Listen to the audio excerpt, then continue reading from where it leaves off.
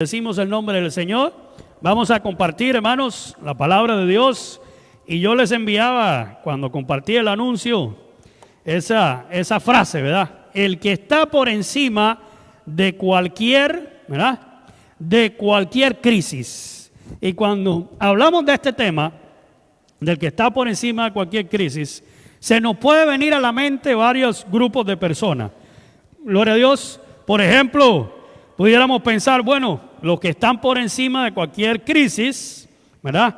O el que está puede ser parte de aquellos que hoy en día, por tener muchos recursos económicos, parece que la crisis no les ha afectado, ¿no? Más bien, a algunos la crisis le han dado más negocio todavía en esta etapa que hemos vivido. Bueno, de esos hay, ¿verdad? Hay algunos dichosos que la etapa de crisis les ha ayudado a hacer tal vez ciertos negocios que se acomodan a esta etapa. Pero puedo decirle algo por la palabra de Dios. Ni siquiera ellos están por encima de la crisis, porque no saben si en algún momento les va a tocar también pasarla. En esta tierra no hay nadie tan seguro, tenga lo que tenga, posea lo que posea. Pudiéramos pensar en otro grupo, tal vez otro grupo selecto, de personas que pertenecen a los entes de poder, ¿verdad? Los gobiernos, a veces las organizaciones mundiales, y parece que manejan las crisis a su parecer y antojo, ¿verdad? Hoy, por ejemplo, en el momento crítico que vive la humanidad, ¿quién determina a nivel mundial todo este asunto del COVID y todo cómo se mueve? ¿Quién? A ver, ¿quién es? ¿Qué organización es la que todo el mundo ahí está a la expectativa a ver qué dice? ¿Cuál? La OMS, ¿verdad? Organización Mundial de la Salud. Entonces, los ojos están puestos ahí y pareciera que las personas que están ahí al frente de todo eso, pareciera que tienen el control de lo que se está moviendo y algunas cosas las manejan a su antojo, a su parecer. Y aún así, con esas personas que están en esos lugares, no tienen el control, ¿verdad?, sobre todas las crisis. Tercero, pudiéramos pensar en otro grupo de personas, los que provocan las crisis, ¿verdad? Porque la enfermedad que hoy vivimos, ¿de dónde salió? ¿De dónde salió? ¿Del chasquido del dedo de alguien? No, ¿verdad? Salió de un laboratorio, como muchas otras, y se empezó a extender y todo lo demás. Pudiéramos pensar que esos que provocan las crisis, no solo sanitarias, sino de toda índole, ¿verdad? Parece que están manejando esas crisis a escondidas y a la manera que ellos tienen la habilidad para hacerlo. Y aún esas personas que uno puede imaginarse no están por encima de las crisis, porque quizás no viven unas, pero van a vivir otras, ¿verdad? Y por último, uno cuando escucha esta frase, ¿quién será el que está por encima de toda crisis? No son tampoco los que niegan las crisis y no les dan importancia, ¿verdad? Porque con la negación no resolvemos la realidad que hay. Es decir, negando las cosas no las resolvemos. El único, hermanos, que está por encima de cualquier crisis, por más difícil que sea, ¿quién es? Dios. ¿Quién es? Dios. Ahí no hay discusión. Ahí no podemos empezar a buscar argumentos si eso no es, puede ser que sí, puede ser que no. El único que está por encima de toda crisis, ¿quién es?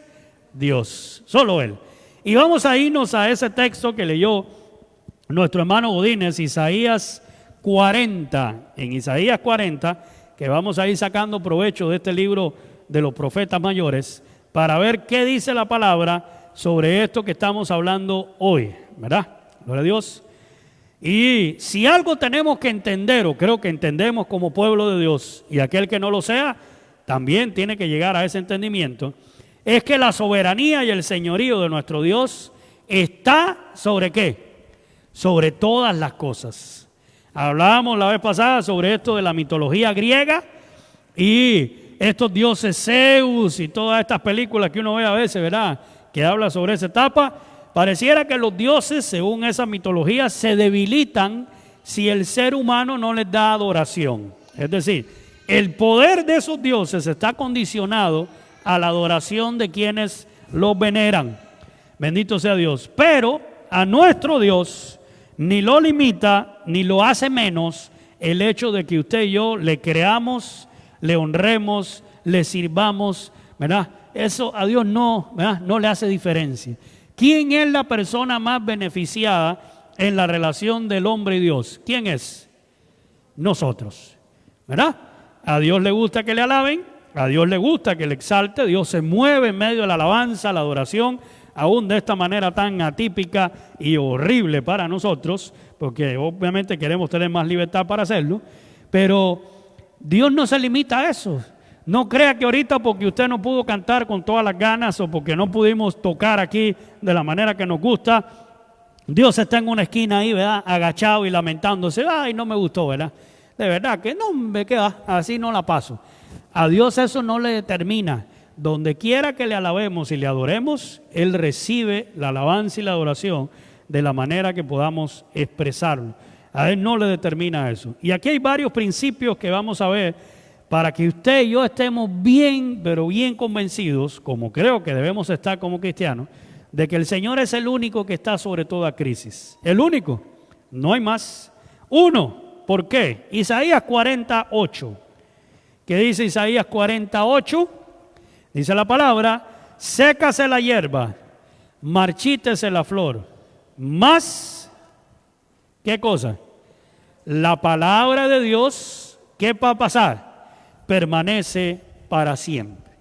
Gloria a Dios. Si nos vamos ahí al Nuevo Testamento, 1 de Pedro 1, 24 y 25, que reafirma este texto que viene de Isaías, porque toda carne es como hierba, y toda la gloria del hombre como flor de la hierba. La hierba se seca y la flor se cae, mas la palabra del Señor permanece para siempre. Y esta, ahora clara, es la palabra que por el Evangelio os ha sido anunciada.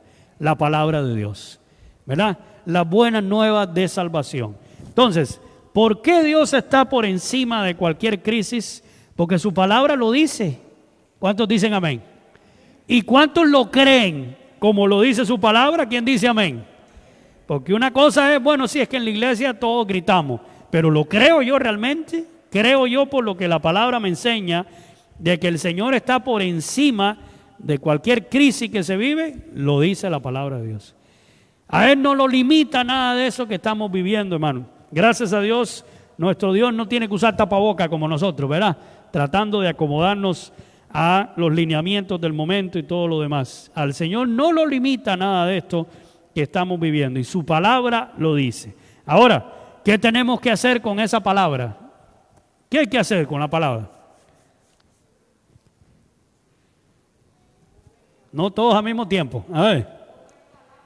¿Cómo?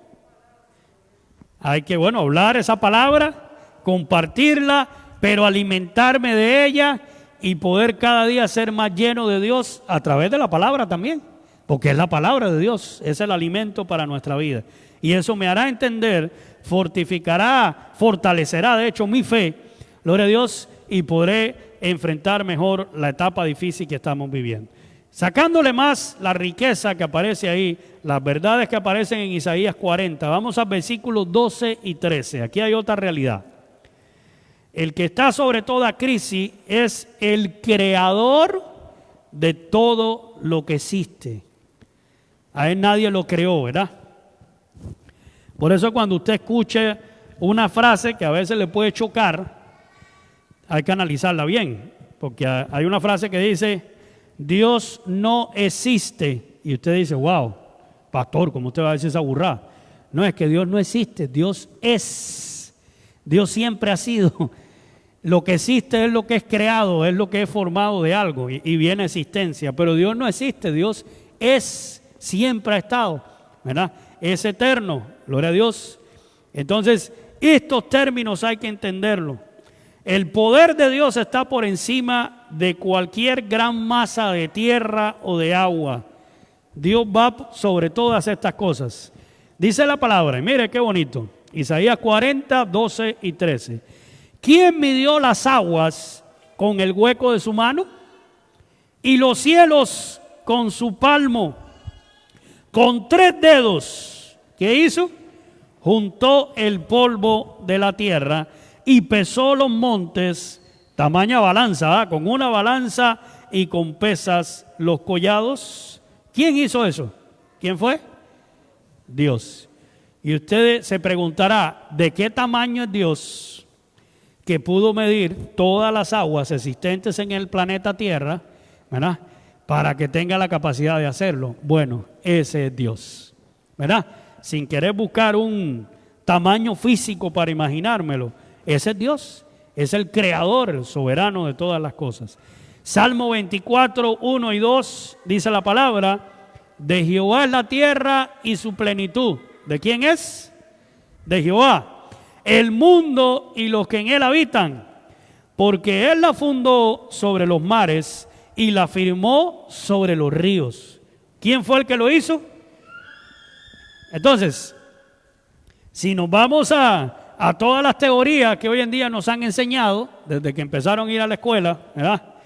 Este asunto de el famoso libro que se escribió por ahí, ¿verdad?, que ha dado pie, que dio pie a través de la historia, lo de la evolución de las especies y todo el asunto, y el creer que salimos de un mono, que la teoría del Big Bang, que las cosas evolucionan. Bueno, usted puede oír tanta cosa quiera, ninguna de esas cosas se acomodan ¿a qué? A la realidad de lo que dice la palabra de Dios. Dice, él la fundó sobre los mares y él la firmó sobre los ríos. Dios es el creador de todo. ¿Será que el creador de todas las cosas podrá limitarse por una crisis de cualquier tipo? No, ¿verdad? Gloria a Dios. Tercero, que hay que entender en Isaías 40, ahora vamos al 14 y el 17. El que está por encima de toda crisis es omnisciente y todo lo gobierna. Sabemos que en el momento de la historia que nos encontramos, el conocimiento humano ha ido asombrosamente a los extremos de logro, ¿verdad? Ha alcanzado realmente ni siquiera mucho límite, ¿verdad?, porque ha tenido logros enormes. Pero sin embargo, nuestro Dios está muy por encima de todo conocimiento y ciencia humana. Gloria a Dios. Está por encima de cualquier nación poderosa, de hecho, o imperio del primer mundo que crea que nadie lo pueda tumbar. Hoy en día hay algunos imperios que se están codeando ahí a nivel mundial. A ver, ¿verdad?, quiénes son los que manejan mejor, los que tienen, ¿verdad?, el poderío sobre los demás, porque eso les provee cierta seguridad. ¿Y qué dice el Señor en Isaías 40, 14 al 17? ¿A quién pidió consejo? Y estas preguntas son claves. Para ser avisado, ¿quién le enseñó el camino del juicio? ¿O le enseñó ciencia?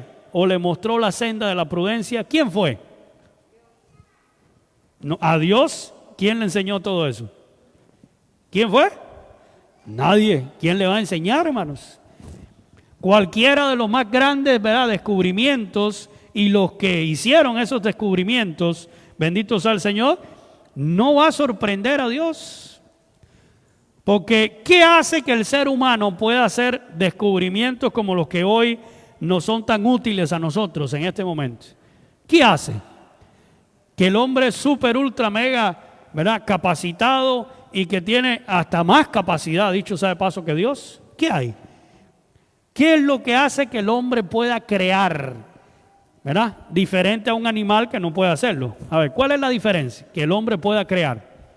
A ver si alguno se ubica. ¿De dónde viene eso? ¿De la capacidad del hombre a nivel humano?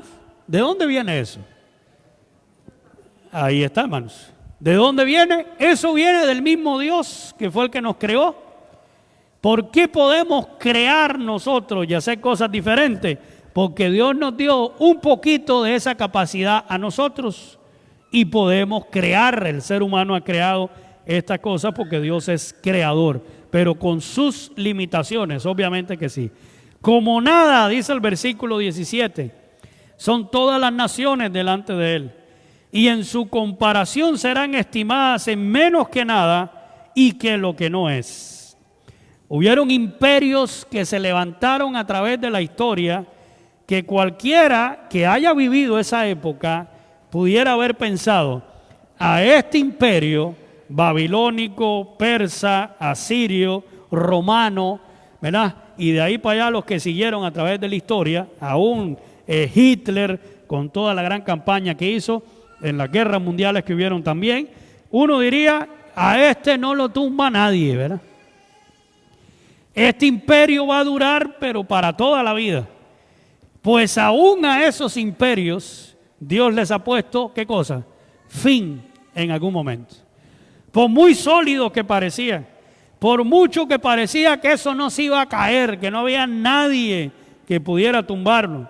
Si uno mirara allá en el Medio Oriente a toda esta gente, Saddam Hussein y todos los que han sido grandes líderes, el montón de años que estuvieron al frente de gobiernos que hacían tanto daño y problemas, los que vivieron eso dirían, bueno, oiga, esto parece que nunca se va a acabar. Pues Dios, en algún momento que hizo, le puso fin.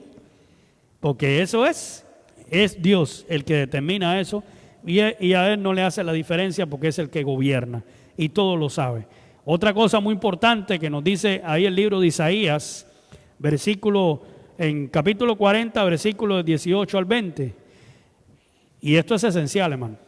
El Dios que está sobre toda crisis, que es aquel en quien nosotros creemos, no se le puede copiar con un ídolo. No hay manera de poderle dar forma a través de la imaginación humana, lo que sea, para hacer de él un ídolo. Porque si hay algo que Dios detesta, aborrece, dice, es la idolatría y le ofende, dicho sea de paso. Le ofende mucho. A cualquiera de nosotros en algún momento nos gusta que nos pongan ahí en la pared un cuadro para que quede recuerdo. Algunos tal vez si tuvieran la posibilidad que hicieran una estatua de usted ahí para que le quede más bonita ahí de perfil. O no sé, ¿qué hace otra manifestación artística para que su rostro, su imagen quede grabada? Pero hermano, a Dios no le interesa eso. A Dios eso no le determina. ¿Por qué? Porque sabe que lamentablemente el hombre, con ese vacío existencial interno, termina adorando cualquier cosa menos a Dios, porque el ser humano necesita adorar. Fuimos creados para adorar a Dios. Ese es el asunto. Entonces, los que no adoran a Dios directamente, ¿qué terminan adorando? Cualquier cosa que le haga sentir que se parece a Dios. Y entonces de ahí son los ídolos que la gente levanta. Dios no acepta. La idolatría es algo que Dios no tranza, ¿verdad? No pasa con eso. Dice Isaías 40, 18 al 20, y vuelve a preguntar, ¿a qué pues haréis semejantes a Dios? ¿O qué imagen le compondréis? ¿Cuál? No hay manera, no hay alguna. Lo han querido ejemplificar, ¿verdad? Lo más fiel posible y no hay manera de que eso ocurra, porque no hay un molde para poder guiarse. Estaba viendo esos documentales, no sé si vieron, esos que se refieren al manto de Jesús, ¿verdad?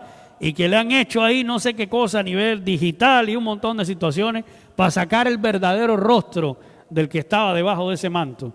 Hermano, dele la vuelta que sea. A Dios eso no le determina, no le interesa, porque no quiere ser adorado como un ídolo. Dios es espíritu, ¿qué dice la palabra?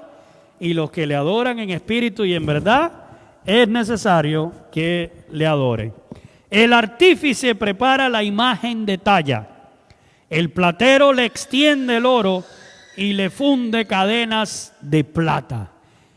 Los que tienen buenas condiciones, los que tienen buenos recursos, se hacen ¿qué? Ídolos un poquitico más caros, ¿verdad? Ustedes ven, hermano, cómo hay altares de esto de idolatría, que lamentablemente en muchos lugares, y depende de la situación económica de la persona, así es el tipo de ídolo que va a tener. En algunos lugares hasta de oro, ¿verdad? Por eso tratan de robárselo y demás. Y ahí está la gran figura que Dios en ningún momento aprueba ni le mueve el piso, ¿verdad? Pero dice el versículo 20, el pobre, el que no tiene ni plata ni oro, escoge para ofrecerle madera que no agarre polilla, por lo menos, ¿verdad? Tal vez no es una madera fina, agarra de esa madera, Se busca un maestro sabio que le haga una imagen de talla que no se mueva, y aún así, con toda y la buena intención, ¿cree que con eso Dios es honrado? Al contrario, Dios es ofendido, a Dios se le falta el respeto, ¿verdad?, por actuar de esa manera. Entonces, hermano, no hay ningún ídolo, ni uno solo, que podamos hacer para ejemplificar la soberanía de Dios. Otra cosa importante del que estamos hablando en esta mañana, nuestro Dios, el que está por encima de toda crisis, tiene su trono, ¿dónde? En los cielos. Él está en medio nuestro a través de su Espíritu y demás, pero su trono, su centro de operaciones, ¿dónde está? En los cielos, gloria a Dios, y desde allá gobierna sobre todo y maneja su voluntad a los poderosos de esta tierra, y en algunos momentos le ha tocado disciplinar a más de uno, que se crea que nadie le va a mover de ahí. ¿No sabéis? Hace la pregunta, Isaías 40, 21 al 24. ¿No habéis oído? Nunca se lo han dicho desde el principio, dice. ¿No habéis sido enseñados desde que la tierra se fundó? Y aquí hay un verso que a mí me encanta porque estaba en la Biblia, aun cuando el ser humano, en su sed de descubrimiento, creía que la tierra era plana y que en algún momento, yendo por el océano, se iba a ir un hueco, ¿verdad? Aquellos que pensaban que el planeta estaba sobre los hombros de Atlas, y así muchas otras teorías que había. Y el versículo 22, ¿qué dice? El que está sentado sobre el círculo de la tierra, cuyas moradores son como langostas, él extiende los cielos como una cortina y los despliega como una tienda para morar. ¿Qué dijo ahí la palabra? ¿Qué dijo la palabra? Aún antes de los descubrimientos científicos, aún antes de tener ese telescopio poderoso para poder ver hacia afuera, ¿qué dijo la palabra? ¿Qué dijo ya? ¿Qué es lo que dijo? Que la tierra era redonda. Así de sencillo, ¿verdad? La misma palabra de Dios expresaba esta realidad. La tierra era redonda y nosotros aquí nos veíamos como ¿qué?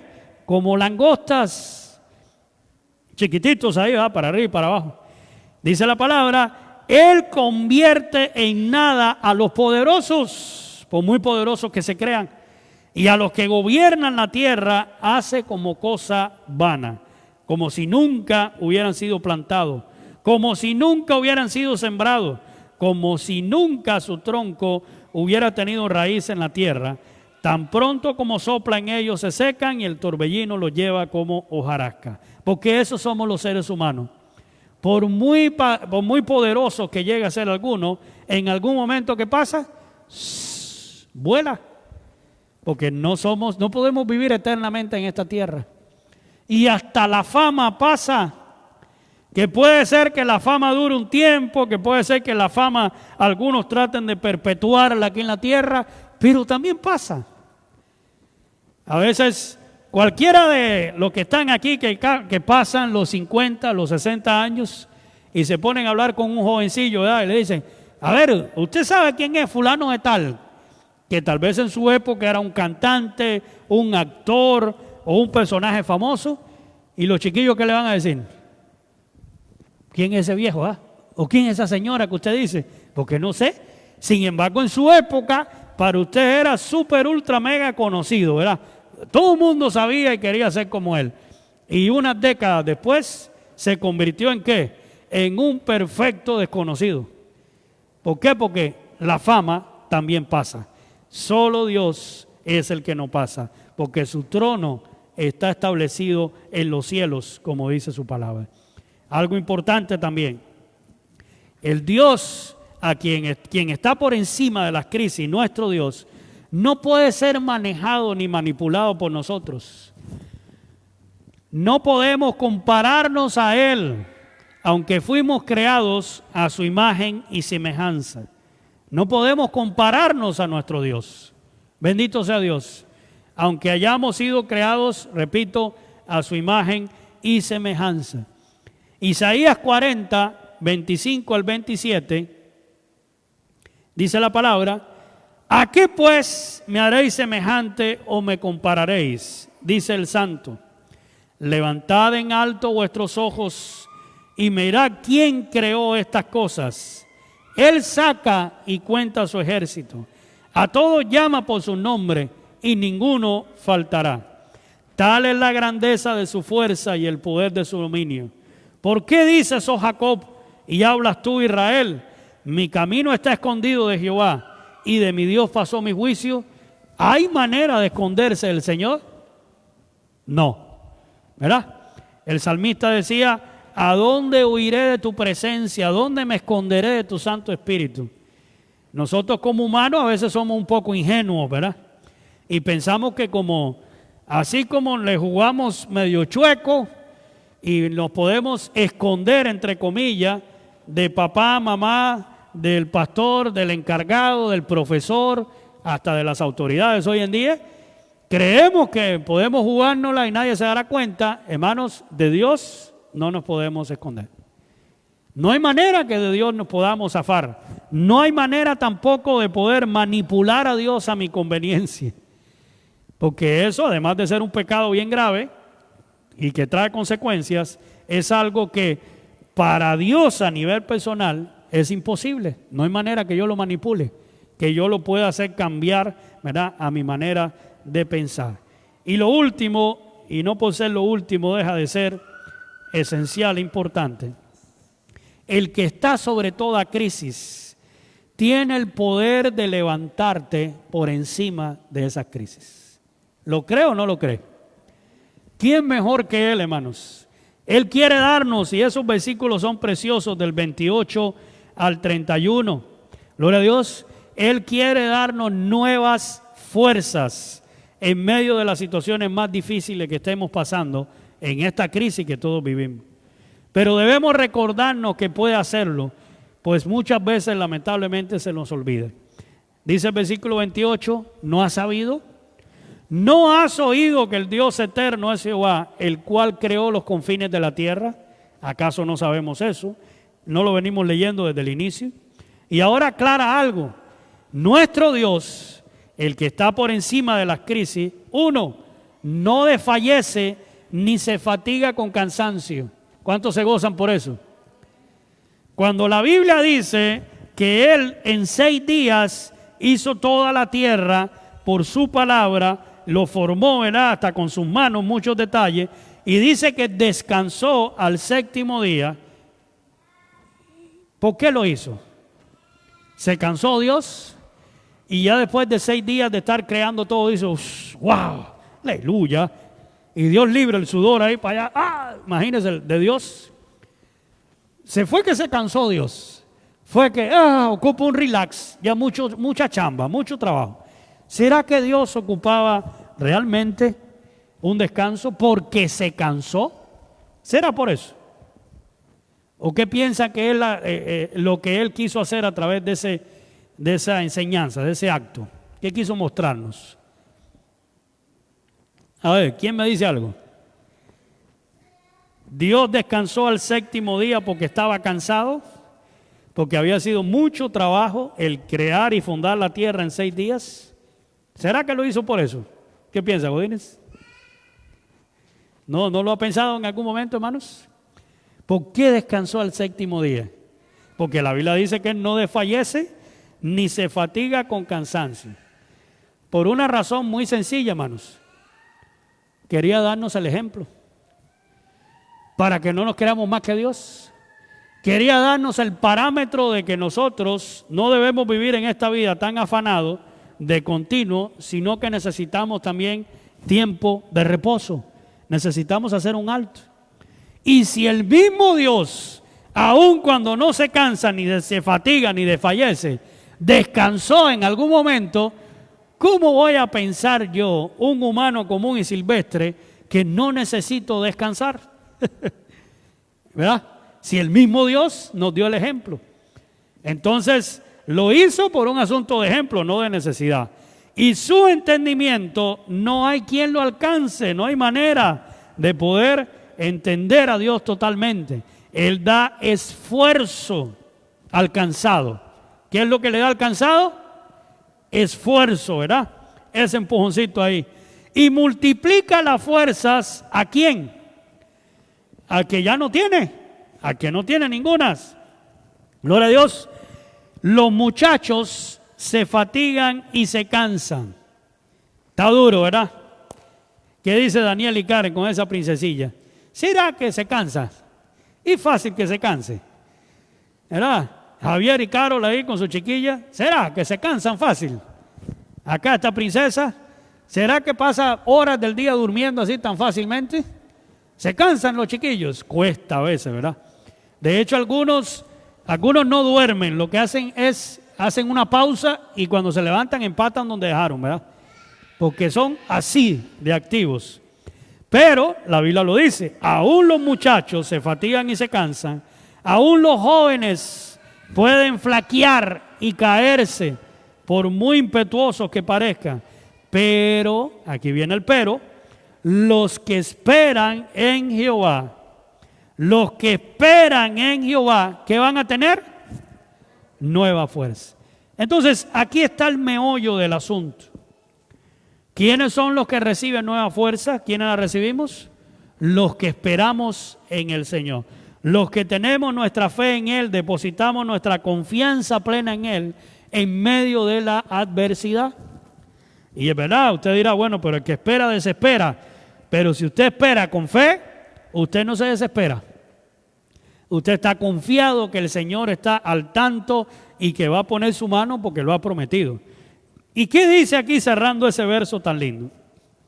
Y cuando usted lee el versículo, pareciera que está, no sé, el orden un poco al revés. Dice, levantarán alas, ¿como qué? Como un sopilote. ¿Qué dice? Como las águilas. Correrán y no se cansarán. Caminarán y no se fatigarán. ¿Por qué no lo dice al revés? Porque usted diría, bueno, primero camino, después corro y por último mando a volar, ¿verdad? Se supone, ¿no? Sin embargo, lo dice al revés. Por encima de las turbulencias que vengan a nuestra vida, lo primero que usted y yo podemos hacer en el nombre del Señor es usar eso para volar, para elevarnos. Por eso la palabra lo pone primero. Yo no sé si alguno ha podido ver un águila, pero realmente un águila así de frente, ¿verdad? O por lo menos el video. No son pajaritos así, ¿verdad? Tamaño bicho, animal, ¿verdad? Tamaña ave grande, ¿verdad? Imponente, y levanta, cuando viene en su vuelo, levanta presas bastante grandes. Tiene una fortaleza tremenda. Gloria a Dios. Pues lo dice la Biblia, hermano. Vamos a levantar alas como esas águilas en medio de cualquier situación. Vamos a poder correr y no nos vamos a cansar. Y aún cuando disminuyamos un poco la velocidad y caminemos, ¿qué dice la palabra? No nos vamos a fatigar. Ahora, ninguna de las tres dice, siéntate, estira la mano y espera que te caiga. Ninguna, ¿va? Usted tiene que, ¿qué? ¿Qué hay que hacer, Ivania? Hay que moverse. Ahí de lindo no tampoco, ¿verdad? Y esa es la clave que estamos hablando de parte del Señor en esta mañana, hermano. Y aquí hay algo clave, mientras Godínez ahí nos ayuda con el teclado, para ir cerrando. Hermano, Jesús nunca nos prometió que no habría crisis. ¿O sí? En algún lugar usted descubrió que Jesús dijo, van a vivir la vida ricos, famosos, felices y millonarios y no les va a dar pero ni una gripe y menos coronavirus. ¿Dijo eso? ¿Dijo eso? Jesús nunca prometió eso. Ni que tampoco de esas crisis íbamos a estar exonerados. Yo sé que a algunos nos ha cambiado la vida de una u otra manera y esperamos que ese cambio vuelva a dar la vuelta y estar mejor que como estábamos antes. Yo sé que muchos. Otros han tenido que reinventarse, ¿verdad? Y tener que sobrevivir haciendo cosas que tal vez no estaban en sus planes, en sus mentes. Pero sin embargo Dios está al control. ¿Cuántos lo creen? ¿Será que aquel que está por encima de todas las crisis que la crisis no le afectan, ¿no nos puede ayudar a nosotros? ¿Será que aquel que no se cansa, que no se fatiga, que aquel que no se obstina, no podrá ayudarnos, no tendrá la capacidad para hacerlo? Porque si yo fuera el que le estuviera diciendo, bueno, su pastor que mira, trata de ponerle ganas y todo, ya hermano, yo soy un humano igual que usted. Tengo mis límites igual que muchos acá, porque soy un ser humano. Pero estamos hablando que el que está por encima de todas las crisis y situaciones, que no es otro que nuestro Dios, Él nos va a ayudar y tiene el poder suficiente para hacerlo. Él nos prometió algo que es esencial y que es lo que necesitamos en medio de estas situaciones: paz y victoria. Paz y victoria. ¿Qué dijo en Juan 16:33? Estas cosas os he hablado para que en mí tengáis. Y usted dirá, ¿cómo voy a tener paz cuando hay cuentas que pagar? ¿Cómo voy a tener paz cuando tengo quizás un familiar enfermo? Cuando hay cierta posibilidad de que esa enfermedad tenga que ver con lo que se está moviendo hoy. ¿Cómo voy a tener paz? ¿Cómo voy a tener paz cuando abro la refri y, contrario a antes, ahora parece Polo Norte, ¿verdad? Solo hielo, ni los pingüinos aparecen ahí, aquello blanco, no hay nada ahí, la despensa está vacía. ¿Cómo voy a tener paz cuando no hay trabajo y sigue sin haber trabajo por varios meses? ¿Cómo voy a tener paz? Pues sí, paz no es bíblicamente, ¿verdad? Ausencia de problemas. Paz no es ausencia de problemas. Es esa confianza plena aún en medio de los problemas, que te hace, ¿sabe qué? Volar por encima de eso, como dice la palabra. Dice el Señor, en el mundo tendréis, ¿qué tendréis? Nos prometió el Señor que en este mundo tendríamos la vida resuelta y que nos iríamos en cuna de oro o en una caja de oro para una eternidad. No dijo eso. En el mundo tendréis aflicción. Ya nos los anunció y esto es parte de. Pero, ¿qué dice la palabra? Confiad. ¿Qué es lo que hay que hacer? ¿Y qué fue lo que leímos anteriormente? Los que esperan en el Señor. ¿Qué significa eso? Confiad, lo dijo el Señor después, el Señor Jesús en el Nuevo Testamento. Pero confiad, ¿dónde está la clave? En mi confianza que yo tenga depositada en Él. Yo he vencido a ese mundo. Es decir, confía en mí, ya yo lo vencí por ti. Confía en mí que ya yo tengo la victoria para ti. No nos está dejando a nosotros el trabajo. Usted póngale ganas, papito, y gánale a eso. No dice solo eso, dice en primer lugar, confía en mí y muévase. Ya yo vencí. Ya yo vencí de antemano. Solo hay que creerlo, solo hay que hacerlo nuestro.